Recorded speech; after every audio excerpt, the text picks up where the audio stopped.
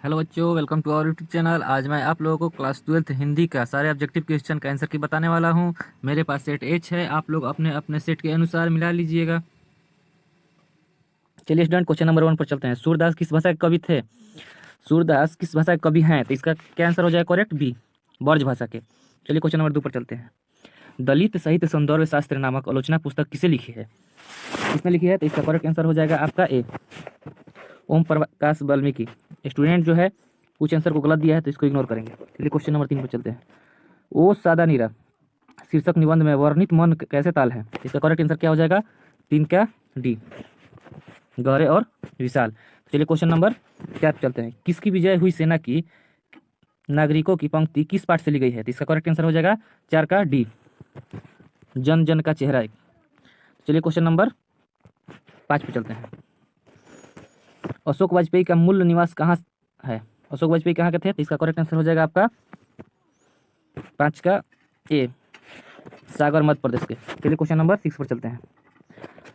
Clerk की मौत शीर्षक कहानी में क्लर्क का क्या नाम है? इसका क्वेश्चन का आंसर क्या हो जाएगा? ए, इवान डिमित्री चेख्को। चलिए क्वेश्चन नंबर 7 पर चलते हैं।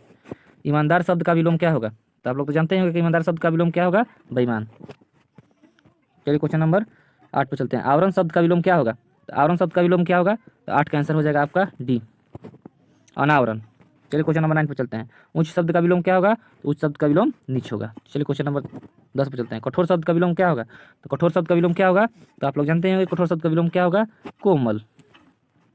चलिए क्वेश्चन नंबर आगे। चलिए स्टूडेंट, क्वेश्चन नंबर 11 को देखते हैं। रक्षक शब्द में प्रत्यय है, तो रक्षक शब्द में प्रत्यय क्या है? इसका करेक्ट आंसर हो जाएगा आपका डी, अक, क्योंकि शब्द को जो बाद में लगता है वो प्रत्यय होता है और जो शब्द के पहले लगता है क्या होता है? उपसर्ग। तो चलिए क्वेश्चन नंबर 12 पर चलते हैं। परलोक शब्द में उपसर्ग है। देखिए इस शब्द में पहले क्या लगा है? पर। इसका करेक्ट आंसर हो जाएगा ए। तो चलिए क्वेश्चन नंबर 13 पर चलते हैं। अज्ञान शब्द में उपसर्ग है, तो अज्ञान में क्या पहले लगा हुआ है? तो अ। इसका आंसर करेक्ट हो जाएगा सी। तो चलिए क्वेश्चन नंबर 14 पर चलते हैं। 14 क्वेश्चन में क्या कहता है? नकलची। नकलची शब्द में प्रत्यय है, यानी कि बाद में क्या लगा हुआ है इसका? अची, अची। तो इसका करेक्ट आंसर हो जाएगा क्या? सी। देखिए नकल प्लस अची कर दीजिएगा तो नकलची हो जाएगा। तो इसका करेक्ट आंसर हो जाएगा अची। चलिए क्वेश्चन नंबर 15 पर चलते हैं। तो क्वेश्चन 15 में क्या कहता है कि यशोदा शब्द का संधि विच्छेद करे। तो यशोदा शब्द का करेक्ट क्या हो जाएगा आंसर? यश प्लस दा। इसका करेक्ट आंसर हो जाएगा ए। 15 का करेक्ट आंसर क्या हो जाएगा? ए। तो चलिए क्वेश्चन नंबर 16 पर चलते हैं। संसार, संसार का संधि विच्छेद क्या हो जाएगा? तो संसार का संधि विच्छेद हो जाएगा आपका करेक्ट आंसर हो जाएगा ए, सम प्लस सार, सम प्लस सार। चलिए क्वेश्चन नंबर 17 पर चलते हैं। पवन शब्द का संधि विच्छेद है, तो पवन शब्द का संधि विच्छेद करेक्ट क्या होगा? इसका आंसर हो जाएगा ए, पो प्लस अन। तो चलिए क्वेश्चन नंबर 18 को देखते हैं। इसमें क्या कहता है कि उद्योग शब्द का संधि विच्छेद क्या है? तो उद्योग शब्द का संधि विच्छेद क्या है? इसका करेक्ट आंसर हो जाएगा बी, उत प्लस योग, तो हो जाएगा उद्योग। तो चलिए क्वेश्चन नंबर 19 पर देखते हैं। कुहासा शब्द क्या है? कुहासा क्या है? स्त्रीलिंग है या पुल्लिंग? तो इसका शब्द को चूज करेंगे तो इसका आंसर करेक्ट क्या हो जाएगा? ए, कुहासा आपको पुल्लिंग होता है। तो चलिए क्वेश्चन नंबर 20 को देखते हैं।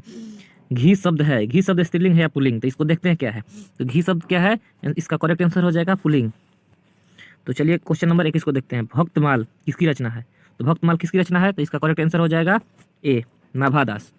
नाभादास जो है भक्तमाल की रचना किए थे। चलिए क्वेश्चन नंबर 22 को देखते हैं। हिंदी कहानी के विकास में मील का पत्थर कौन सी कहानी मानी जाती है? मील की पत्थर कौन सी कहानी को मानी जाती है? तो इसका करेक्ट आंसर आपका हो जाएगा 22 का डी, मंगर को। तो चलिए क्वेश्चन नंबर 23 को देखते हैं। जयशंकर प्रसाद का महाकाव्य है, जयशंकर प्रसाद का महाकाव्य क्या है? तो इसका आंसर क्या हो जाएगा आपका? ए, कमायनी। चलिए क्वेश्चन नंबर 24 को देखते हैं। 24 में क्या कहता है? पुत्र वियोग शीर्षक शीर्षक कविता की कवियत्री कौन है? जो पुत्र वियोग है कविता, इसका कवियत्री कौन है? तो इसका क्या हो जाएगा आंसर? 24 का आंसर हो जाएगा सी, सुभद्रा कुमारी चौहान। तो चलिए क्वेश्चन नंबर 25 पर चलते हैं। मालती किस कहानी की पात्रा है? मालती किस कहानी की पात्रा है? तो इसका करेक्ट आंसर क्या हो जाएगा आपका? 25 का डी हो जाएगा, रोज। चलिए क्वेश्चन नंबर 26 पर चलते हैं। ज्ञानेन्द्रपति, ज्ञानेन्द्रपति की कविता कौन है? ज्ञानेन्द्रपति कौन कविता को लिखे थे? तो इसका करेक्ट आंसर हो जाएगा आपका 26 का ए, गांव का घर। चलिए क्वेश्चन नंबर 27 पर चलते हैं। हिंदी साहित्य का सूर्य किसे कहते हैं? हिंदी साहित्य का सूर्य किसे कहते हैं? 27 का क्या आंसर हो जाएगा आपका? ए, 27 का आंसर हो जाएगा ए, सूरदास। तो चलिए क्वेश्चन नंबर 28 पर देखते हैं। नाभादास का काव्य रचना क्षेत्र है, नाभादास का काव्य रचना क्षेत्र क्या है? इसका करेक्ट आंसर हो जाएगा 28 का सी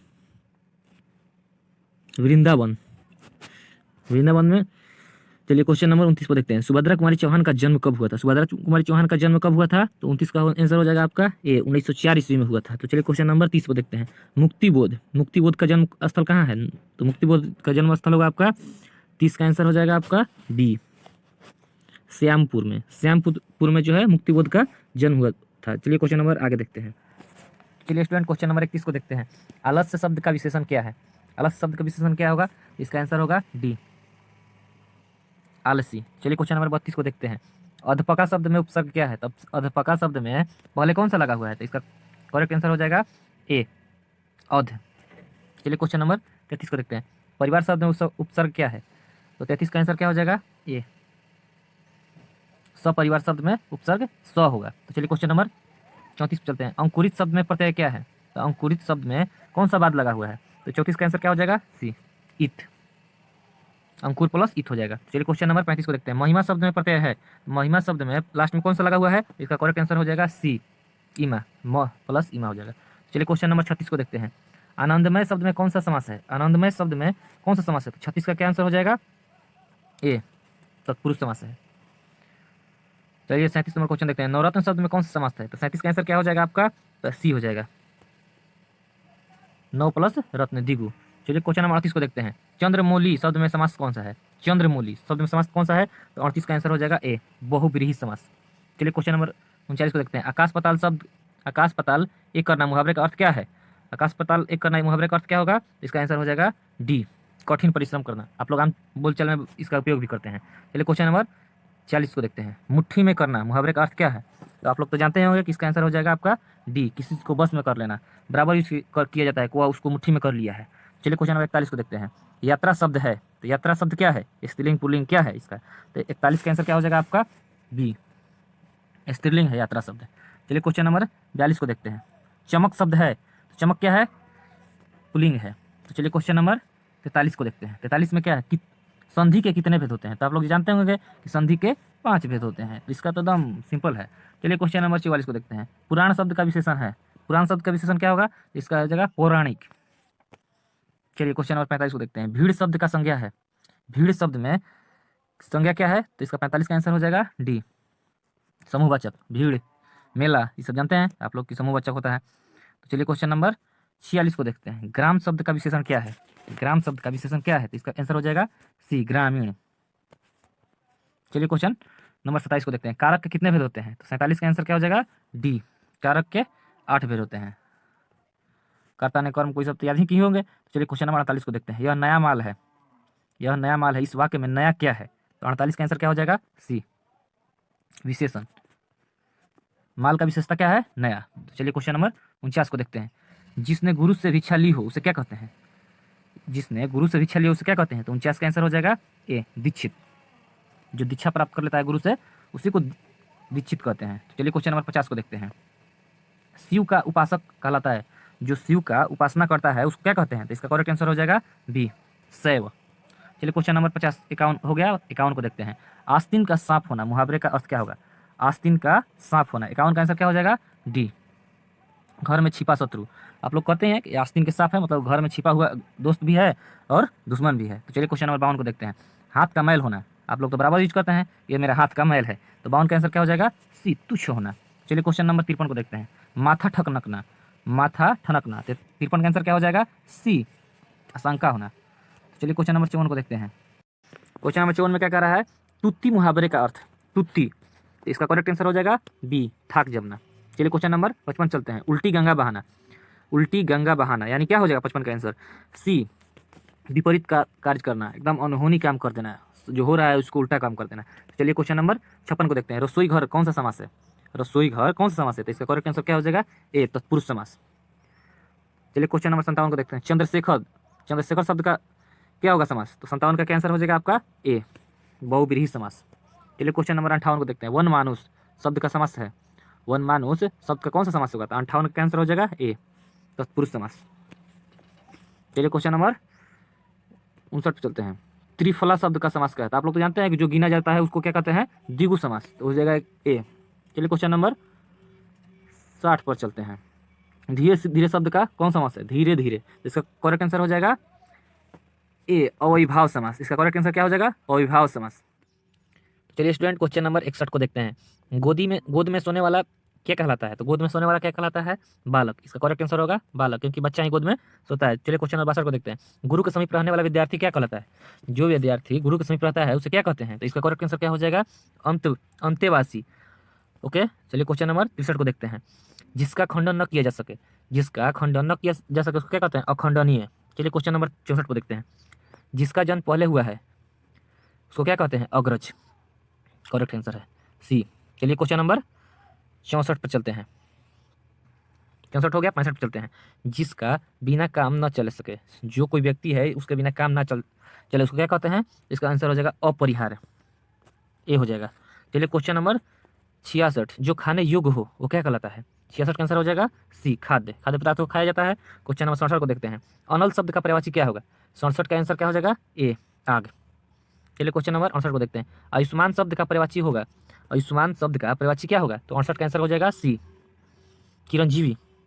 चलिए क्वेश्चन नंबर 69 को देखते हैं। 69 में क्या कहता है कि झंझट शब्द का पर्यायवाची क्या होगा? झंझट शब्द का पर्यायवाची क्या होगा? इसका करेक्ट आंसर हो जाएगा सी। पर्यायवाची मतलब समझते होंगे आप लोग कि उसका ही जैसा। डरावना शब्द का पर्यायवाची क्या होगा? डरावना शब्द का पर्यायवाची क्या होगा? 70 का आंसर क्या हो जाएगा? डी, भयानक। चलिए क्वेश्चन नंबर 71 को देखते हैं। लीडबेटर की नज़र में जे कृष्णमूर्ति क्या थे? लीडबेटर जो था उसको नज़र में जे कृष्णमूर्ति क्या थे? तो 71 का आंसर हो जाएगा सी, विश्व शिक्षक। उदय प्रकाश का जन्म कब हुआ था? उदय प्रकाश का जन्म कब हुआ था? इसका आंसर हो जाएगा ए, 1952 में। चलिए क्वेश्चन नंबर 73 को देखते हैं। तिरछी किस शब्द का रचना है? तिरछी किस शब्द का, किस प्रकार की रचना है? तिरछी आपका हो जाएगा 73 का आंसर हो जाएगा ए, आधुनिक त्रासदी। आधुनिक त्रासदी। क्वेश्चन नंबर 74 को देखते हैं। मोहन राकेश के बचपन का क्या नाम था? जो मोहन राकेश थे उसका बचपन का क्या नाम था? तो 74 का आंसर हो जाएगा ए, मदन मोहन मालवीय। मदन मोहन गुगलानी, देखिए मालवीय का रहा है, सॉरी, गुगलानी। ये क्वेश्चन नंबर 75 को देखते हैं। कवि रघुवीर सहाय के पिता का क्या नाम था? जो कवि रघुवीर सहाय थे उसका पिता क्या नाम था? तो 75 का आंसर हो जाएगा बी, हर हर देव सहाय। चलिए क्वेश्चन नंबर 76 पर देखते हैं। प्रकृति वर्णन से संबंधित कविता क्या है? कौन सा कविता प्रकृति वर्णन से है? तो 76 क्या हो जाएगा? ए, गांव का घर। चलिए क्वेश्चन नंबर 77 पर चलते हैं। कवियों का कवि किस कवि को कहा जाता है? 77 का आंसर हो जाएगा ए, शमशेर बहादुर सिंह। चलिए क्वेश्चन नंबर 78 चलते हैं। भूषण की कविता में कौन रस पाया जाता है? भूषण की कविता में कौन रस पाया जाता है? तो 78 का आंसर हो जाएगा सी, वीर रस। चलिए 79 देखते हैं। जहाँ भय है वहाँ मेधा नहीं हो सकती, किस पाठ से उद्धृत है, उक्ति है? किस पाठ से उक्ति है? 79 का आंसर हो जाएगा डी, शिक्षा। चलिए क्वेश्चन नंबर 80 को देखते हैं। जी कृष्णमूर्ति का पूरा नाम क्या है? तो 80 का आंसर हो जाएगा बी, जिद्दू कृष्णमूर्ति। जिद्दू कृष्णमूर्ति। चलिए क्वेश्चन नंबर आगे देखते हैं। चलिए क्वेश्चन नंबर 81 को देखते हैं। पंचायती राज में क्या खो गया? तो पंचायती राज में क्या खो गया था? पंच क्या? परमेश्वर। इसका आंसर हो जाएगा सी। चलिए क्वेश्चन नंबर 82 को देखते हैं। अंतोन चेखव की कहानी है, अंतोन चेखव की कहानी क्या है? तो क्वेश्चन नंबर 82 का आंसर हो जाएगा ए, क्लर्क की मौत। चलिए क्वेश्चन नंबर 83 को देखते हैं। एक लेख और एक पत्र में भगत सिंह ने किसको पत्र लिखा था? इसका आंसर क्या हो जाएगा? इसका आंसर हो जाएगा आपका 83 को सुखदेव जी को, ए। चलिए क्वेश्चन नंबर 84 देखते हैं। तेरी कुड़माई हो गई, तेरी कुड़माई हो गई। 84 का आंसर क्या हो जाएगा? बी, उसने कहा था। तेरी कुड़माई हो गई किस कहानी से संबंध है? उसने कहा था। चलिए क्वेश्चन नंबर 85 को देखते हैं। ज्ञानेंद्र पति किस प्रशासनिक पद पर थे? जो ज्ञानेंद्र जी थे वो किस प्रशासनिक पद पर थे? तो 85 का आंसर हो जाएगा सी, कारा अधीक्षक थे वे। चलिए क्वेश्चन नंबर 86 देखते हैं। कृष्ण शब्द का विलोम क्या होगा? भगवान कृष्ण जो नाम है वही कृष्ण शब्द का विलोम क्या होगा? तो 86 का आंसर हो जाएगा डी, शुक्ल। चलिए क्वेश्चन नंबर 87 को देखते हैं। स्तुति शब्द का विलोम क्या होगा? तो 87 का आंसर क्या हो जाएगा? ए, निंदा। चलिए क्वेश्चन नंबर 88 को देखते हैं। संध्या शब्द का विलोम क्या होगा? तो संध्या क्या आप लोग जानते होंगे? प्रातः होता है। चलिए क्वेश्चन नंबर 89 को देखते हैं। दूषित शब्द का क्या होगा विलोम? तो दूषित शब्द का विलोम क्या होगा? तो इसका 89 का आंसर हो जाएगा सी, स्वच्छ। देखिए स्टूडेंट जो है कुछ कुछ आंसर को गलत टिक किया है तो उसको इग्नोर करेंगे। चलिए क्वेश्चन नंबर 90 को देखते हैं। शेष शब्द का विलोम क्या होगा? तो शेष शब्द का विलोम क्या होगा? अवशेष। अवशेष नहीं, सॉरी, इसका आंसर हो जाएगा बी, अशेष। इसका आंसर क्या हो जाएगा? अशेष। चलिए क्वेश्चन नंबर 91 को देखते हैं। अर्धनारीश्वर शीर्षक पाठ के लेखक कौन है? अर्धनारीश्वर शीर्षक पाठ के लेखक कौन है? तो इसका करेक्ट आंसर हो जाएगा आपका सी, रामधारी सिंह दिनकर। इस चलिए क्वेश्चन नंबर 92 को देखते हैं। चंद्रधर शर्मा गुलेरी की कहानी है, इसका करेक्ट आंसर क्या हो जाएगा आपका? 92 का आंसर हो जाएगा डी, उसने कहा। चलिए क्वेश्चन नंबर 93 पे चलते हैं। शिक्षा शीर्षक निबंध के रचनाकार कौन है? शिक्षा शीर्षक निबंध का रचनाकार कौन है? 93 का आंसर हो जाएगा आपका ए, जे कृष्णमूर्ति। चलिए क्वेश्चन नंबर 94 को देखते हैं। निम्न में से किस कहानी में गैंग्रीन का उल्लेख है? गैंग्रीन का उल्लेख किस कहानी में है? 94 का आंसर हो जाएगा आपका बी, रोज। चलिए क्वेश्चन नंबर 95 पर देखते हैं। सिपाही की माँ की रचयिता कौन है? इसका करेक्ट आंसर हो जाएगा 95 का ए, मोहन राकेश। चलिए क्वेश्चन नंबर 96 को देखते हैं। ओ सदानीरा किस विद्या के अंतर्गत है? तो इसका करेक्ट आंसर क्या हो जाएगा? बी, निबंध। चलिए क्वेश्चन नंबर 97 को देखते हैं। जयप्रकाश नारायण रचित पाठ का नाम है, इसका करेक्ट आंसर क्या हो जाएगा? 97 का सी, संपूर्ण क्रांति। चलिए क्वेश्चन नंबर 98 को देखते हैं। बालकृष्ण भट्ट किस युग के रचनाकार हैं? इसका करेक्ट आंसर क्या हो जाएगा? ए, भारतेंदु युग के। चलिए क्वेश्चन नंबर 99 को देखते हैं। बैरवे रामायण किसकी रचना है? तो बैरवे रामायण किसकी रचना है? तो इसका करेक्ट आंसर हो जाएगा आपका सी, तुलसीदास। चलिए क्वेश्चन नंबर 100 यानी कि लास्ट क्वेश्चन को देखते हैं। इसका क्या कहता है? बीजक के रचयिता कौन है? बीजक के रचयिता कौन है? तो इसका करेक्ट आंसर क्या हो जाएगा? बी, कबीर दास। चलिए बच्चों, 100 क्वेश्चन आपको यहीं पर समाप्त होता है। वीडियो को लाइक कीजिए, शेयर कीजिए, अपने अपने दोस्तों के पास जो एग्जाम दे रहा है सब्सक्राइब कीजिए, और हाँ, कमेंट में बताइए कि आपका कितना ऑब्जेक्टिव क्वेश्चन सही हुआ है, जिससे मुझे पता लगे कि आप लोग कितना अंक ला रहे हैं। चलिए ओके, इतना देखने के लिए